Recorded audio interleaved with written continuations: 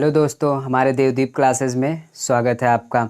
जैसा कि आपने हमारा कल का क्लास देखा होगा तो आपको याद होगा कि हम कहाँ तक अपना टॉपिक पढ़ाए थे। तो शुरू करते हैं हम उसके आगे। हमारा टॉपिक क्या था? जैसा कि आपको पता होगा हमने कल पढ़ाया था टेंस।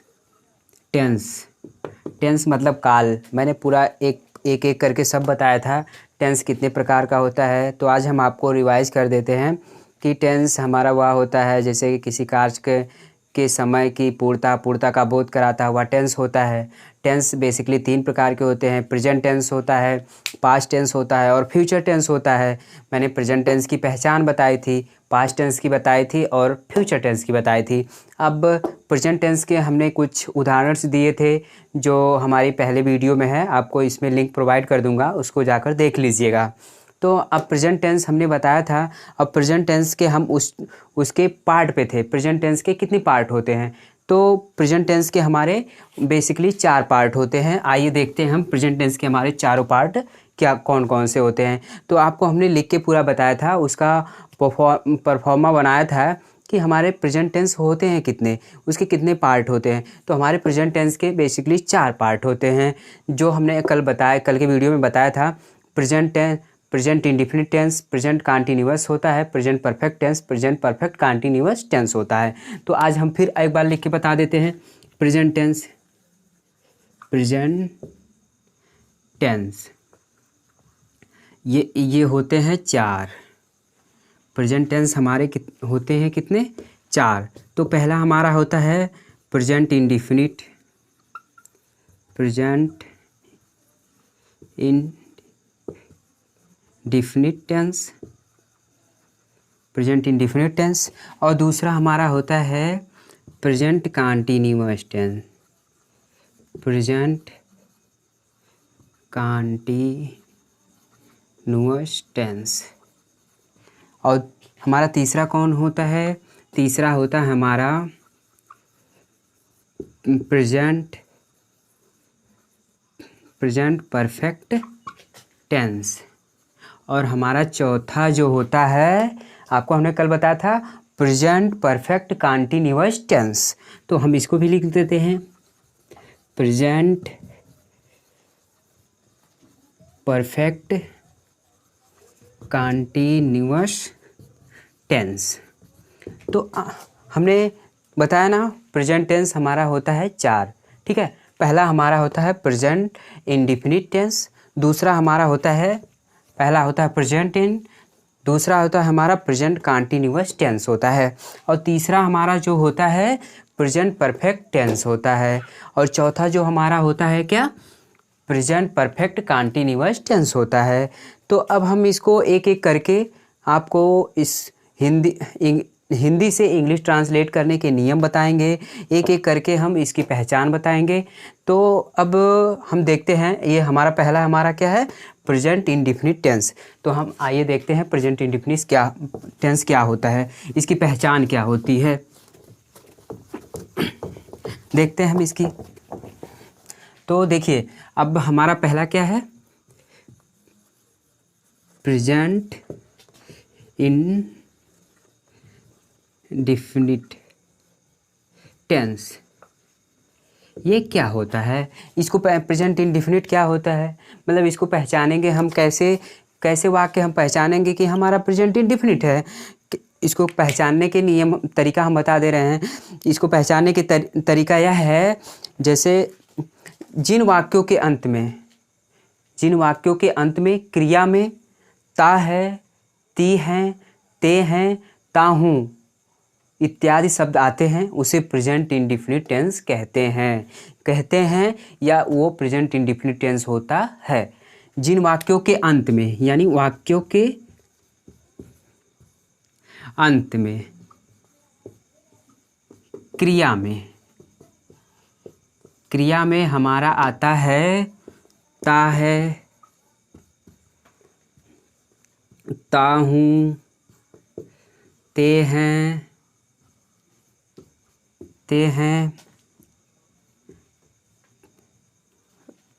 ता हूँ, ऐसे शब्द आते हैं। तो ये हमारा क्या होगा? प्रेजेंट इंडेफिनिट होगा। ये हमारा मतलब प्रेजेंट इंडेफिनिट जानने के ये हमारे बहुत ही अच्छे रूल हैं। जिन वाक्यों के अंत में ता है, ते हूँ, ते हों, ता हूँ आदि शब्द आते हैं, ये हमारा प्रेजेंट इंडेफिनिट होता है। इसे हम पहचान लेंगे वाक्यों के अंत में। अब हम ये जानेंगे कि हम प्रेजेंट इंडेफिनिट टेंस जैसे जानेंगे प्रेजेंट इंडेफिनिट टेंस को हिंदी को इंग्लिश में ट्रांसलेट कैसे करें। जैसे हमारा प्रेजेंट इंडेफिनिट का मैं आपको उदाहरण बता दूं। जैसे वह खाना पकाती है, वह खाना पकाती है, मेरी मम्मी खाना पकाती है, मैं बुक पढ़ता हूँ। आ रहा है ना, ता हूँ तो हूँ। जैसे मैं खाना खाता हूँ, मैं खाना खाता हूँ, ये क्या ता आ गया, ता हूँ, मैं खाना खाता हूँ, ये हमारा क्या है प्रेजेंट इंडेफिनिट। प्रेजेंट इंडेफिनिट वह होता है जैसे इसे हमारी हैबिट बताने के लिए होता है, शेड्यूल होता है, रूटीन बताने के लिए हम प्रेजेंट इंडेफिनिट का प्रयोग करते हैं। तो जैसे देखिए मैं खाना पकाता हूँ, मैं खाना खाता हूँ, मेरी मम्मी खाना पकाती है, तुम कहाँ जा रहे हो, ये क्या हो जाएगा हमारा प्रेजेंट इंडेफिनिट टेंस हो जाएगा। तो जैसे अब देखिए ये हमने लिख दिया मैं खाना पकाता हूँ, तब इसका हिंदी है, ये हिंदी में है, ये तो हमने पहचान लिया, ये हमारा प्रेजेंट इंडेफिनिट टेंस है। अब हम इसको कैसे जानेंगे, मतलब कैसे इसको ट्रांसलेट करेंगे इंग्लिश में, ठीक है। तो आइए हम आपको कुछ रूल्स हैं इसके हम बताते हैं। जैसे देखिए हमारा जो जैसे हम इसमें 3 तरह के हमारा सेंटेंस होता है, ठीक है।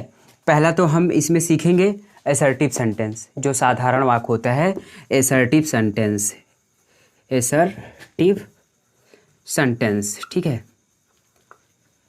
एसर्टिव सेंटेंस हमारा अगर रहेगा तो कैसे हम इंग्लिश में ट्रांसलेट करेंगे। और दूसरा जो हमारा होता है निगेटिव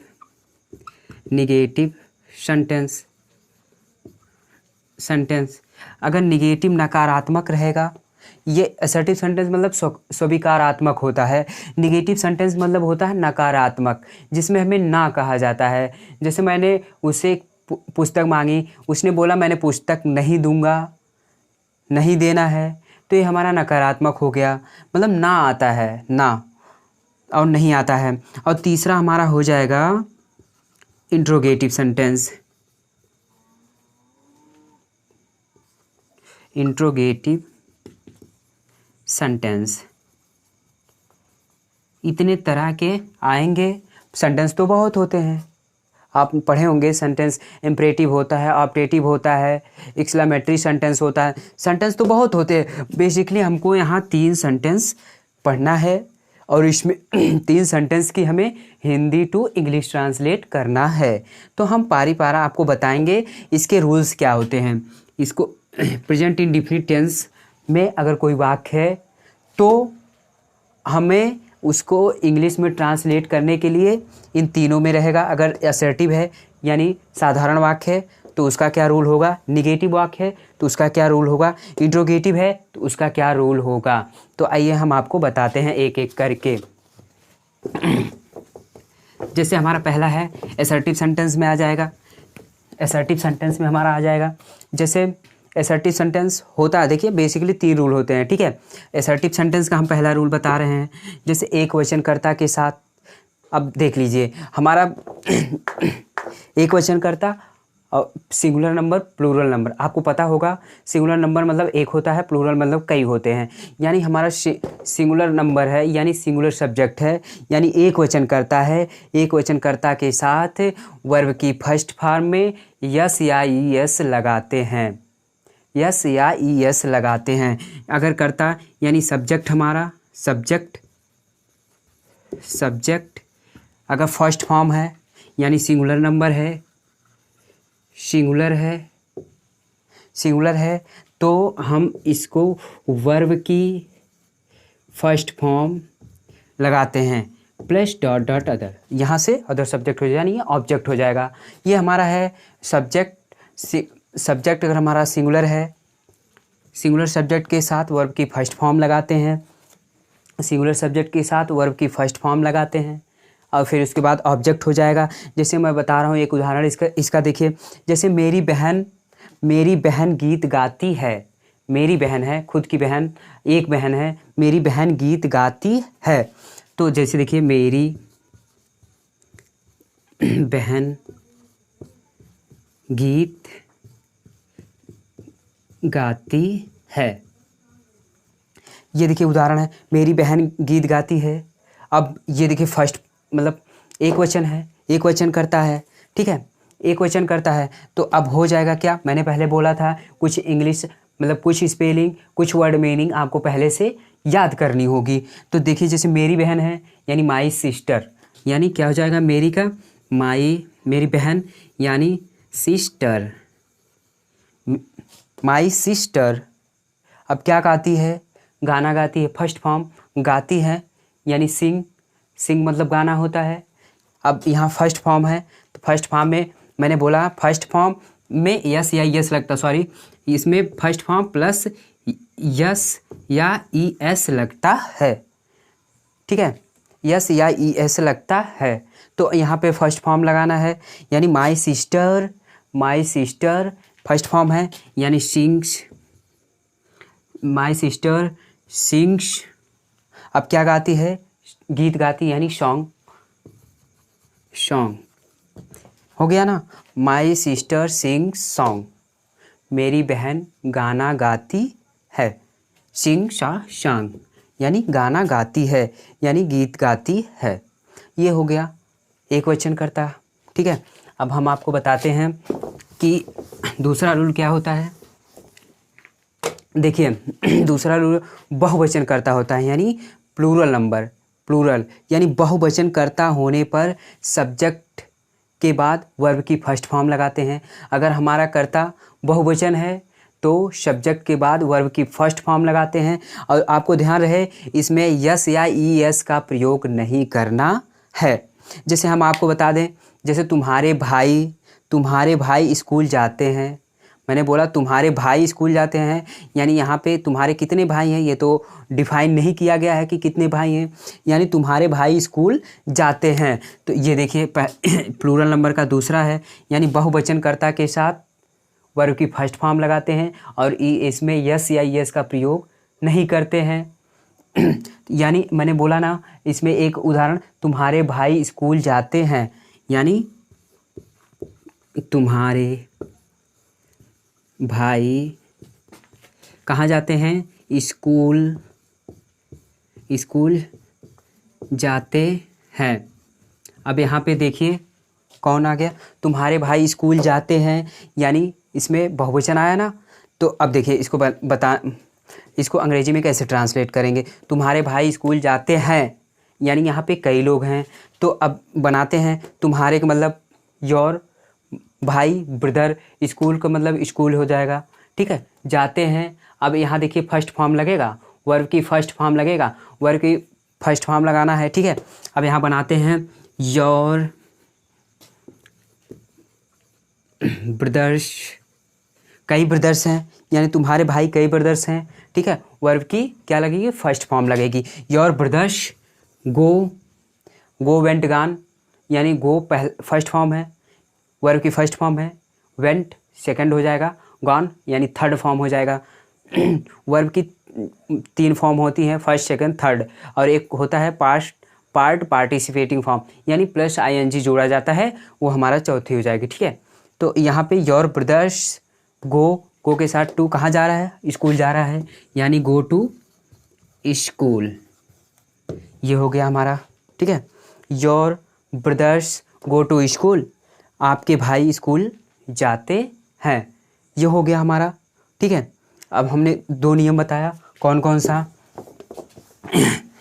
अभी हम इसको पूरा आपको बता दे रहे हैं लिख के। और देखिए अब तीसरा रूल क्या है, जैसे आई और यू के साथ, ये हमारा प्लूरल नंबर है, प्लूरल सब्जेक्ट है, इसके साथ क्रिया की केवल फर्स्ट फॉर्म लगेगी। इस आई और यू के साथ क्रिया की फर्स्ट फॉर्म लगेगी, इसमें यस या यस नहीं प्रयोग करना है। आई और यू यानी हमारा पर देखिए पर्सन कितने होते हैं आपको बता दें, पर्सन हमारे होते हैं 3, ठीक है। पहला कौन सा होता है? पहला होता है फर्स्ट पर्सन। दूसरा होता है सेकंड पर्सन। तीसरा होता है हमारा थर्ड पर्सन होता है पर्सन। ठीक है, फर्स्ट पर्सन में हमारा क्या आ जाएगा? आई वी। ठीक है, आई वी। सेकंड पर्सन में हमारा होता है यू। ठीक है, थर्ड पर्सन में आ जाएगा ही, शी, इट, दे। ये हमारा कौन सा होता है? थर्ड पर्सन होता है। ठीक है, पर्सन हमारे 3 होते हैं, first person, second person, third person होता है। फर्स्ट पर्सन में आई वी होता है, सेकंड पर्सन में यू होता है, थर्ड पर्सन में ही, सी, इट, दे होता है। तो अब यहाँ से एक रूल बन के आता है। अब यहाँ से एक रूल देखिए हम बता रहे हैं आपको। यहाँ से अब आपको मिल जाएगा क्या? देखिए, यानी थर्ड पर्सन आपको ये देखना है। जैसे हमने पहला नियम क्या बताया? पहला नियम यानी सिंगुलर नंबर सिंगुलर सब्जेक्ट के साथ यानी एक वचनकर्ता के साथ हमें वर्ब की फर्स्ट फॉर्म में यस या यस लगाना है। तो आपको वाक्य में ये ढूंढना है, पहले हमारा शुरुआत किससे हो रहा है? आपको थर्ड पर्सन ढूंढना है। किसमें थर्ड पर्सन कौन है? यानी ही, सी, इट में अगर रहता है तो वर्ब की फर्स्ट फॉर्म में यस या यस लगेगा थर्ड पर्सन में। ठीक है, यानी पहला हमारा हो जाएगा, जैसे सब्जेक्ट क्या है? सब्जेक्ट अगर हमारा सिंगुलर है तो वर्ब की फर्स्ट फॉर्म प्लस यस या एस और बकिया डॉट डॉट डॉट डॉट लग जाएगा। ठीक है, अगर दूसरा रूल हमने बताया, अगर बहुवचन करता है, बहुवचन यानी सब्जेक्ट जो हमारा है, सब्जेक्ट हमारा जो अगर बहुवचन है यानी प्लूरल है तब वर्ब की first form plus dot dot, इसमें यस या यस नहीं लगेगा। ठीक है, इसमें यस या यस नहीं लगेगा। तीसरा रूल हमारा है यानी आई तथा यू के साथ प्लूरल सब्जेक्ट के साथ, आई तथा यू के साथ प्लूरल सब्जेक्ट के साथ केवल वर्ब की फर्स्ट फॉर्म ही लगेगी। ठीक है, वर्ब की केवल फर्स्ट फॉर्म ही लगेगी। जैसे मैं बता दे रहा हूँ, मैं रामायण का पाठ करता हूँ। जैसे एक उदाहरण देख लीजिए इसका, यानी आई प्लस यू के साथ प्लस वर्ब की फर्स्ट फॉर्म। ठीक है, वर्ब की फर्स्ट फॉर्म प्लस ऑब्जेक्ट हो जाएगा। ठीक है, जैसे मैं रामायण का पाठ करता हूँ, ये हम इसका ट्रांसलेट करना है, मैं रामायण का पाठ करता हूँ। ठीक है, यानी मैं रामायण का पाठ करता हूँ। ठीक है, मैं रामायण का पाठ करता हूँ। अब इसको हमें ट्रांसलेट करना है, यानी आई, ठीक है, पाठ करता हूँ यानी पाठ करता मतलब रीड करता हूँ, पढ़ता हूँ, यही ना हो जाएगा। अब नीचे नहीं दिख रहा होगा, मैं ऊपर लिखता हूँ, मैं रामायण का पाठ करता हूँ। ठीक है, जैसे देखिए, मैं रामायण का पाठ करता हूँ यानी रीड करता हूँ, पढ़ता हूँ।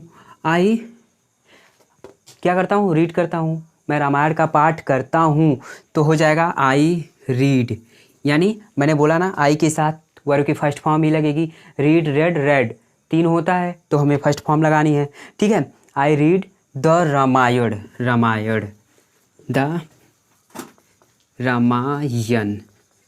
हो गया। ठीक है, इसी तरह बनाना है आपको। ठीक है, मैंने देखिए आपको असर्टिव में 3 रूल बताया। पहला रूल मैंने क्या बताया? ठीक है, असर्टिव सेंटेंस हमने 3 रूल बताया। पहला रूल क्या होता है? सिंगुलर यानी एक वचनकर्ता के साथ वर्ब की फर्स्ट फॉर्म में यस या यस लगाते हैं। दूसरा रूल मैंने बताया, बहुवचनकर्ता के साथ वर्ब की फर्स्ट फॉर्म में यस या यस नहीं लगाया जाता है। आई तथा यू के साथ प्लूरल सब्जेक्ट के साथ क्रिया की फर्स्ट फॉर्म का ही यूज करते हैं। तो ये 3 रूल हमारा होता है असर्टिव सेंटेंस का। असर्टिव सेंटेंस यानी साधारण वाक्य का स्वीकारात्मक वाक्य। अब हमारा दूसरा क्या है? निगेटिव सेंटेंस आता है। निगेटिव आता है। ठीक है, निगेटिव में हमारी एक सहायक क्रिया आती है, 2 सहायक क्रिया, यानी डू हो, डज होता है और डू, ये हमारी सहायक क्रिया आ जाएगी, बढ़ जाएगी। डू डज, डज डू, ये हमारी सहायक क्रिया हो जाएगी। निगेटिव मतलब नकारात्मक, जिन ऐसे वाक्य जिनके वाक्य अंत में ता है, ती है, ते हैं, ता हूँ, लेकिन बीच में क्या आ जाए, नकारात्मक ना और नहीं आ जाता है, उसे हम निगेटिव कहेंगे। और इसमें हमारी दो सहायक क्रिया बढ़ जाएंगी। डू डज होता है यानी हेल्पिंग वर्ब होता है, ये हमारे हेल्पिंग होते हैं, हेल्पिंग वर्ब होते हैं। हेल्पिंग वर्ब का प्रयोग करेंगे, जैसे इसमें क्या होता है, इसमें एक वचन कर्ता के साथ, जैसे हम आपको बता रहे हैं, देखिए अगर हमारा सब्जेक्ट जो है, सब्जेक्ट एक वचन कर्ता होने के साथ डू नॉट का प्रयोग और क्रिया की फर्स्ट फॉर्म का प्रयोग करते हैं। इसमें यस या यस नहीं लगाएंगे, ठीक है। अगर हमारा कर्ता एक वचन है यानी सिंगुलर है, ठीक है, तो वर्ब की फर्स्ट फॉर्म तथा डू सब्जेक्ट्स के पहले हमें डू नॉट लगाना होगा और वर्ब की फर्स्ट फॉर्म का यूज करना है। यानी इसमें जाहिर सी बात दो ठे हैं, 3 रूल होते हैं, ठीक है। उदाहरण मैं कल बताऊंगा, इसमें 2 रूल होते हैं, ठीक है। पहला रूल होता है कि एक वचन कर्ता के साथ सब्जेक्ट के बाद डू नॉट और वर्ब की फर्स्ट फॉर्म लगाएंगे।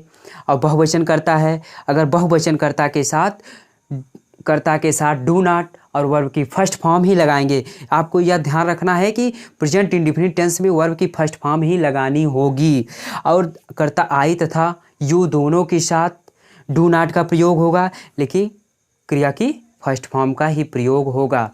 इसका उदाहरण हम कल बताएंगे, क्योंकि समय काफ़ी हो चुकी है, आज हम नहीं बता पाएंगे, इसलिए इसका उदाहरण हम कल बताएंगे। नेगेटिव, अभी इंट्रोगेटिव भी बचा है, प्रश्नवाचक चिन्ह बचा है। अगर वीडियो अच्छी लगे लाइक करें, चैनल को सब्सक्राइब करें। धन्यवाद।